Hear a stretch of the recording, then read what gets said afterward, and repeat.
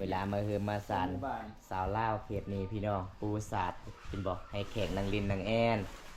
มันเป็นตามประเพณีเฮ12ของ14ชนเผ่ามังกรบ้านเฮาทุกคนว่าจะเป็นผู้บ่าวพังลาวพังไทยทางใดมากกับน้องแบบนี้ล่ะทุกคนเขาเจ้าก็ต้องปูศาสตร์ได้พี่น้อง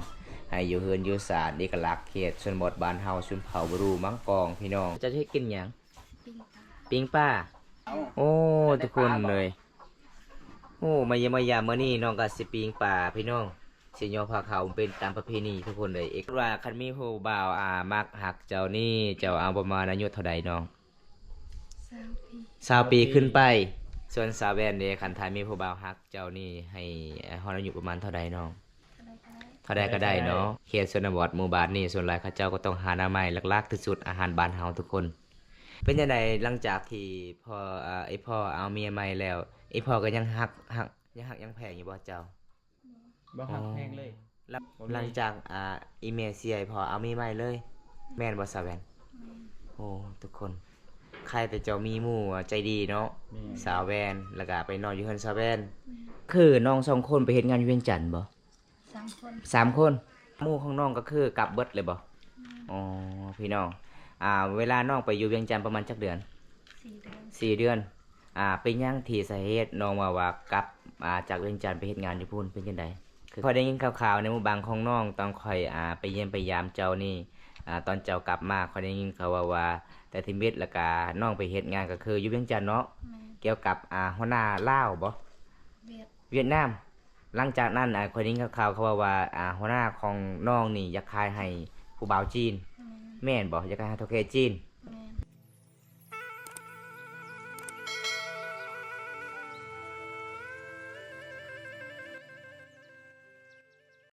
อีพลอยแม่ไปใส่เมื่อนี้อ๋อไม่ได้ไปหาน้ำใหม่บ่อีแม่ไปหาก็คือน้องอยู่เฮือนรอถ่ายแม่ไปหาหลังจากไอ้แม่มาเตะปูเตะปลาแล้วเจ้าก็ต้มน้ำใหม่แล้วก็ปาดแล้วก็ตักให้แห้งค่ายเลยบ่น้ำใหม่ที่เจ้าปาดมื้อนั้นนะได้เงินมาเท่าไหร่น้อง500,000 กีบไอ้แม่ไปหาจักมื้อนั่นนะหลายมื้อได้500,000 กีบโอ้ข่าวสอบกับบุกุมเนาะมีสอบ1 6 7กว่าแม่ใครแต่น้องได้ซอยพ่อไอ้แม่หาเงินหาคำพี่น้องปกติไปเฮ็ดงานอยู่เวียงจันทน์อยู่จักเดือน4 เดือนได้เงินเมื่อเฮือนยังเหลือ1 ล้านนี่เห็นบ่พี่น้องก็ใครสูบอย่างไอ้พ่อแม่อยู่เฮือนอยู่ศาลเนาะสวยพ่อแม่เฮ็ดน้ำไม้หาน้ำไม้ทุกคนบ่มีให้ค่อยปาดบ่บ่มีตักแห้งเลยเนาะนี่ทุกคนน้องตักแห้งมาเรียบร้อยพี่น้องนี่คือแม่ไปเอาแล้วแต่พอยังไม่ได้ไปพักผ่อนเนาะเพราะว่าเฮาก็เมื่อยหลายเฮ็ดหน้าไม้ทุกคนขึ้นภูขึ้นฟ้าพี่น้องมันเป็นสันเป็นโนนเนาะเดี๋ยวนี้คนหาหลายมันคือแห่งอื่นเนาะต้องไปไกลเรื่อยๆต้องหยับไปเรื่อยๆเพราะว่าบ้านเฮาก็หาเงินหาคำบ่รับจ้างก็บ่มีเนาะมีแต่หาหน่อไม้ช่วงหน่อไม้ทุกคนยังบ่ได้หูดข้าวอยู่บ่ยังบ่สุกบ่โอ้ยว้าวแล้วก็เต็มเลยก็ตาละไม้ยามใดสิหูดยังบ่ทันได้สุกหรือว่าสุกแล้วยังบ่ยังโดนบ่โอ้เดี๋ยวบ่ใส่สิตามไปช่วงหูดข้าวจะขึ้นได้บ่ผู้นะได้ผู้ไหนเป็นซันหรือใดสาแวนขึ้นได้ค่อยขึ้นได้เนาะสาแวนนี่เขาบินเอาเด้นี่นะทุกคนเลยมาดินมาเอ็นเป็นหลายผู้บ่าวก็จะมากลางคืนแต่บ่ใส่มากลางวินแม่นผู้สาวสไตล์บ่ใส่บุกหอดบ่นอนเมื่อไหร่น้องว่าอยากได้สังกะสีมื้อนั้นได้หรือบ่สังกะสียังบ่ได้คือเก่าเนาะโอ้เมื่อวานนี้ฝนตกเป็นจังได๋เปียกอีกบ่เปียกโอ้ทุกคนเลยสงสารน้องแวนเลยทุกคนนี่เพิ่นครัวน้องเบิ่งพี่น้องสังกะสีมันสิพังหมดแล้วเพราะว่าสังกะสีนี่มันก็ถึกไผมันก็สิไว้แล้วมันพังเนาะแม่นมันร้อนความร้อนมันถึกความร้อนกับความเย็นคือน้ำหมอกลงแฮงแม่นโอ้เป็นน่าสงสารเบิ่งพี่น้องเพิ่นครัวของน้องอนุญาตเบิ่งก่อนทุกคนเด้นี่เห็นบ่พี่น้องอันนี้ก็คือคันฝนตกนี่โอ้ยแล้วเลยทุกคนเห็นบ่มันสิพังหมดแล้วนี่เบิ่งปิ่นปองหมดเลยนี่ปิ่นปองหมดเลยนี่โอ้จับในเดียวมันก็ตีทุกคนมันมุนหมดเลยเห็นบ่พี่น้องนี่ละความพันน้องว่าอยากได้สังกะสีทุกคนเพราะว่าน้องก็หาเงินหาคำมีแต่น้องไม้พี่น้องอันนี้ก็คือน้องก็สิมาตากน้องไม้ทุกคนนี่ นี่มีตีนี่แหละพี่น้องหาเงินหาขามเขตนี่ทุกคนในสวยเวกไอ้พลอยแม่มีแต่หน่อไม้พี่น้องคันเฮ็ดหน่อไม้กะยามช่วงเขาเจ้าซื้อหน่อไม้ต้องหาหน่อไม้เพราะว่าช่วงนี้มันอึดแล้วพี่น้อง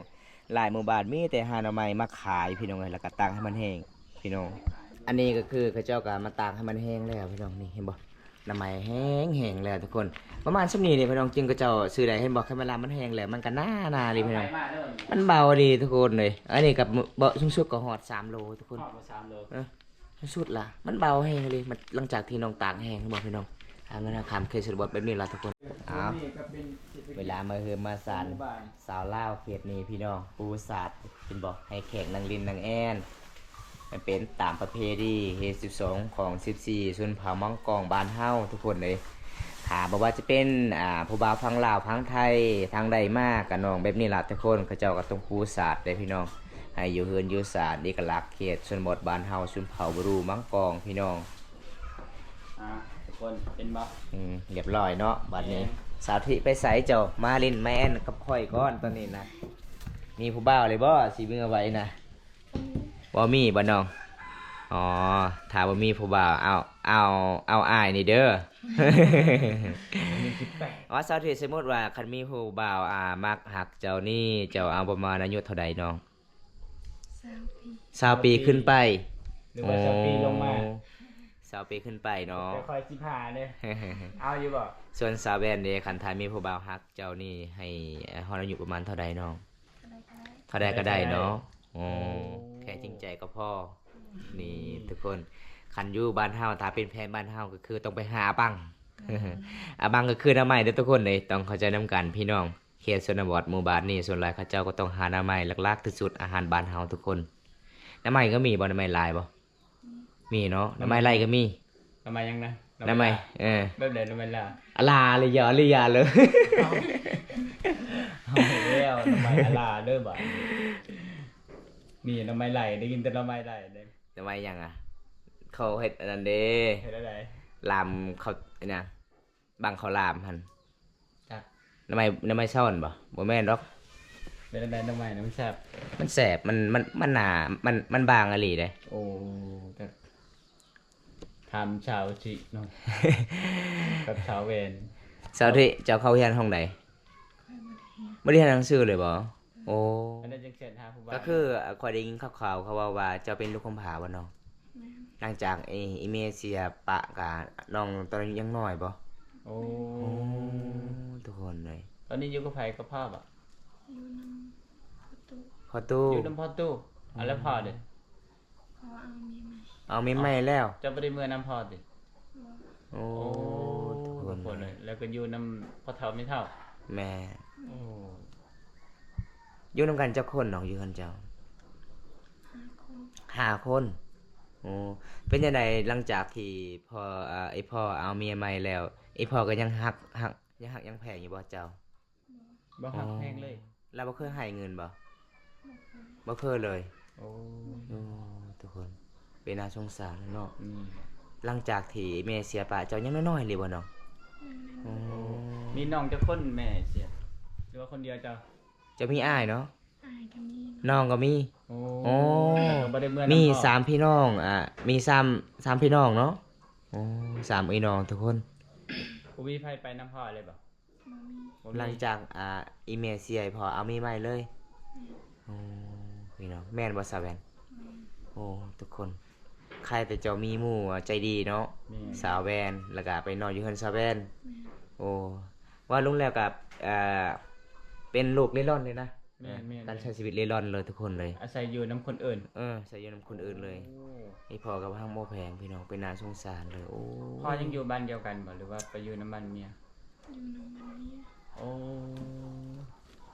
แล้วก็พ่อบ่เคยมาหาเลย ตั้งแต่เอาเมียใหม่เงินก็บ่เคยเอาให้ หาเงินหาคำก็คือมีแต่น้องหาเองบ่โอ้ยพี่น้อง กันหาได้ก็คือได้ใช้ แม่ กันหาบ่ได้ก็บ่ได้ใช้เลย แม่ นี่แหละทุกคนเลยชีวิตคนเฮามันบ่คือกันนั่นน่ะการเติบโตมันบ่แตกต่างกันไปเนาะ แม่พิญญางอันนี้นะน้องสาวก้อยแจ้วโอ้พี่น้องน้องกะสิมาก้อยแจ้วทุกคนเลยอันนี้ไม่ยังอันนี้นะปลาแดกบ่นี่บ่มียัง ลูกหน่อไม้หน่อไม้ส้มหน่อไม้ส้มภาษาบ้านเฮาเอิ้นบังเหยาะเนาะ แม่ เอาพี่น้องมาเยี่ยมมายามน้องมื้อนี้น้องก็สิเฮ็ดแจ่วพี่น้องเอ้ยกินกับขนมบ่ โอ้ยพี่น้องเงิน3 บาท2น้องประมาณส่ำนี้เบิ่งนี่เกลือประมาณส่ำนี้ทุกคนยอมรับบ่น้องใจดีหลายพี่น้องนี่ยังเองอันนี้น่ะดังไฟบ่น้อง แม่ อ๋อจะให้กินหยัง ปิ้งปลา ปิ้งป้าได้ไปมาที่ไส ซื้อ ซื้อมาผู้ใดขายน่ะ อันนี้คือสัตว์ โอ้หมู่บ้านของน้องโอ้ปลาอยู่นี่บ่ เอา โอ้ทุกคนเลยโอ้มาเยี่ยมมายามมื้อนี้น้องก็สิปิ้งปลาพี่น้อง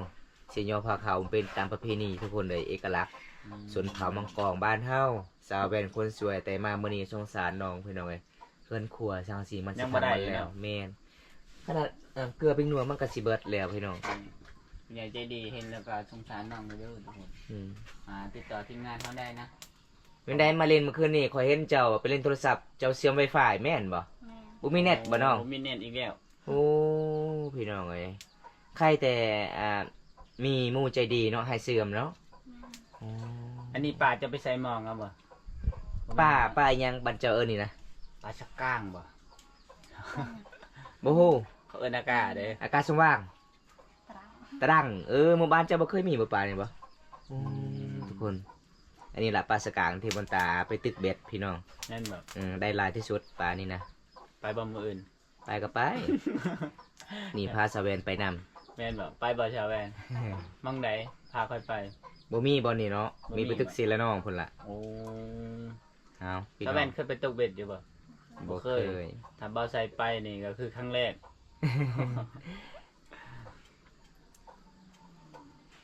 ทุกคนนี่ก็เป็นวิธีสาวลาวเฮ็ดกับข้าวก็คือบ่มีฟืนบ่มีไฟบ่มีถ่านเนาะ แม่ ไม่เคยได้ ส่วนไรก็เจ้าก็บ่ได้ใช้ฐาน เออ ใส่แต่พื้น ผัดจังซี่แหละ เออ แต่บ้านเชาวเชิญนี่เขาจะเป่านะในแนวควันนะ มันมีกลัวลม กลัวล่มบ่ อืม เอิ้นกลัวบ่ เห็นบ่ประเพณีเกียรติชนบทพี่น้องเอ้ยนี่สิยอพาเข้าสู่กินอีกพี่น้องเอามีป้านี่ล่ะพี่น้องสาวสวยบ้านป้าสาวลาวขาวมังกองแต่มาเมื่อนี้ก็เป็นนาสงสารสาวแวนบ่มีปิ้งนัวบ่มีเกลือพี่น้องแล้วก็สังสีมาสิพังแล้วก็เห็นหมู่ของสาวแวนก็คือสาวทิเป็นลูกคำผาคำพลอยทุกคน เป็นน่าสงสาร แม่นแบบดำรงชีวิตแบบเร่ร่อนเลย แม่ พ่อแม่ก็บ่ค่อยดูแลปานใดพี่น้องพ่อบ่แม่นพ่อแม่ไอ้พ่อก็บ่ค่อยดูแลปานใดไอ้พ่อเอาเมียใหม่แล้วเนาะ แม่เขาไปอยู่กับเมียใหม่เลยบ่ได้มาหาลูกหลานเลย อ้าวสาวสิเข้ามาสาวแวน นี่แหละที่มาของคำว่าไกลไปคุณกินปลามาพี่กินเขา แม่น ก็คือไปเป็นประเภทนี้ทุกคนบ่กินบ่อันนั้นก็มันก็บ่ได้เด้อทุกคนมัน แม่ คารำคือที่ อ้าว กินซ่า สาวสิเข้ามาใกล้ๆยับใกล้ อืม ๆแล้วก็เย็นให้สาวแวนนี่เด้อนำฮะพอมีแฮงใน1จักบาท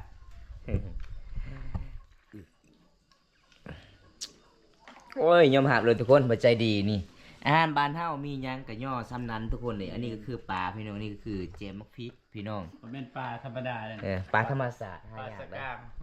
เพราะว่าน้องซื้อมาแต่เมืองบ่โอ้อีพ่อซื้อมาโอ้ทุกคนอันนี้ก็คือเป็นเขาวให้พี่น้องนี่เห็นบ่เขาวให้ก็จะเป็นแมทสีดำๆทุกคนเลยเห็นบ่พี่น้องบ่แม่นข้าวกำนี่พี่น้องข้าวให้ได้ บางคนเนี่ยบ่ฮู้คือว่าเขาวเปลือกเลยมันเนี่ย แม่ ดำมันลายๆเลย เพราะว่าข้าวให้กับข้าวหน้านี่ไม่แตกต่างกันนะครับ แม่ กินมัน แตกต่าง มีวิตามินหลายได้ อันนี้ถ้าเป็นข้าวใหม่เนี่ยมันเลย แม่นเอามาสาวทิสาวแว่น ถ้าแม่นต้องจบก่อนเลยแม่ อ้าว เอาที เอิ้น FC นี่เด้อ มาเดินมากินข้าวน้ำกัน นี่มาสาวทิ ข้าวไหม จะโดยเด้อ จะดอยเด้อ นี่ จะ จะ โด โด ย ยเด้อเพิ่นว่ากินข้าวน้ำกันได้อจ้าเอาพี่น้องมาลงมือน้ำกันเลยทุกคนเป็นตามประเพณีของน้องบวนเตะไหมแก อืม บวนเตะไหมเนาะ อืม เออเอาทุกคนหลังจากที่เฮาจำแล้ว ตามประเพณีที่สองของ14ชุมพรมังกรบ้านเฮา ก่อน น้องก็สิย่อเอาไว้ก็โตะกับ เก็บไว้ ติ๊กเขาพี่น้อง เก็บกระดกผ้าขาวไว้ โอ้ยใจดีหลายทุกคนในสาวลาวหมู่บ้านนี้ ก็ได้ หลังจากที่น้องหย่อผ้าขาวแล้วน้องก็มีมักแตงก็ให้กินมักแตงพี่น้อง โอ้ยพี่น้องเอ้ยใจดีหลายอีหลีพี่น้อง มีหยังก็เอากินเบิดพี่น้องเอ้ยสาวลาวพี่น้องหมู่บ้านที่นี่พี่น้องใจดีหลายๆคนทุกคน ปลาแดด อันนี้ก็คือมักแตงกัวพี่น้องเขาเจ้าปลูกมักที่ให้พี่น้อง แม่นตลบบ่ โอ้มันเป็นหน้าตาแบบนี้เลยพี่น้องเห็นบ่ใจดีหลายเอาลงมือสาวแวน ชิมแม่นเจ้า สาวทิเด้ ไปที่ บ่ได้กินน้ำกันบ่จ้ะ ยำมื้อนี้ ตาย ยันกล้องช็อตบ่ เอาพี่น้องมากินมักแตงกับสาวลาวได้จ้า โอ้ปลาเดือนนั้น ระวังได้ถึงมือได้น้องเอ้ย ถึงมือเด้โอ้ยแล้วเนาะ สาวแวนเพราะว่าน้องๆเอาไปใส่ดอกพันนี่ไปใส่อยู่ไส เรียน อยู่เวียงจันทน์ก็คือน้อง2คนไปเฮ็ดงานอยู่เวียงจันทน์บ่ 3 คน 3คนผู้หนึ่งชื่อไหนหมู่น้อง เรียน อ๋อเพราะว่าหมู่ของน้องก็คือกลับเบิดเลยบ่อ๋อพี่น้องเวลาน้องไปอยู่เวียงจันทน์ประมาณจักเดือน 4 เดือน 4 เดือนเป็นหยังที่สาเหตุน้องว่ากลับจากเวียงจันทน์ไปเฮ็ดงานอยู่พุ่นเป็นจังไดคือกลับมาฮะ ปิดอีหยัง อีหยัง สิกลับมา เป็นหยัง คิดฮอดพ่อแม่บ่ คิดฮอดพ่อแม่ค่อยได้ยินข่าวๆในหมู่บ้านของน้องตอนค่อยไปเยี่ยมไปยามเจ้านี่ตอนเจ้ากลับมาค่อยได้ยินข่าวว่าแต่ทีมิตรแล้วก็น้องไปเฮ็ดงานก็คืออยู่เวียงจันทน์เนาะ แม่ เกี่ยวกับหัวหน้าลาวบ่ เวียด เวียดนามหลังจากนั้นค่อยได้ยินข่าวเขาว่าหัวหน้าของน้องนี่อยากขายให้ผู้บ่าวจีน แม่ แม่นบ่อยากขายให้เฒ่าแก่จีน แม่ เป็นอะไรรู้สึกที่น้องว่ามีหัวหน้าเวียดนามอยากขายให้เฒ่าแก่จีนน้องๆ3คนเป็นจังได ยัง ย่านแล้วก็ให้ตลอดเลยบ่ แม่ โอ้ เอากันให้ พากันให้ทุกคน น้องฮู้ได้ว่ามีหัวหน้าของเวียดนามอยากขายให้เฒ่าแก่จีนน้องฮู้ว่าจังได เราบอก เราบอกว่าจังได ให้อยู่นำเท่าแก่ที่ แล้วว่านะโอ้แล้วว่าเงินเดือนสูง แม่ โอ้คันอยู่น้ำลาวก็คือเงินเดือนเท่าใดเดือนหนึง 2 ล้าน 2 ล้านแล้วว่าคันอยู่กับเฒ่าแก่จีนเท่าใดเดือนหนึง 10 ล้าน 10 ล้าน โอ้เป็นจังไดน้องสามคนนี่อยากไปบ่หรือว่าจังได บ่ไปเนาะ บ่ไปเนาะย่านเนาะ แม่ โอ้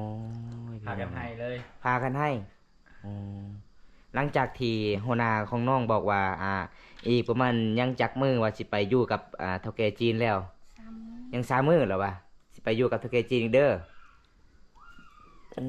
ยทุกคนเลยเป็นน่าสงสารเลยพี่น้องแม่นบ่เซาทิ แม่ โอ้เราบอกข้างในบ่อ๋อหลังจากนั้นน้องก็รักเมื่อบ่หรือว่าน้องบอกหัวหน้าว่าค่อยสิเมื่อเด้อรักเมื่อเลยรักเมื่อกลางคืนเลย แม่ โอ้เพราะว่ามันก็สิฮอดวันเลยเนาะยัง3มื้อจ่อๆแล้วทุกคนเลยนี่ล่ะพี่น้องน้องๆก็ไปเฮ็ดงานอยู่นครเลเมืองจันทน์เกี่ยวกับหัวหน้าเวียดนามจุดถ่ายหัวหน้าก็บ่ซื่อสัตย์เนาะ แม่ อยากได้เงินพี่น้องอยากได้เงินหลายแล้วก็ขายให้น้องๆให้เฒ่าแก่จีนบนแต่น้องนี่กลางคืนเนาะคันบนในนี่กลางคืนก็คือน้องก็อยู่กับเฒ่าแก่จีนแน่นอน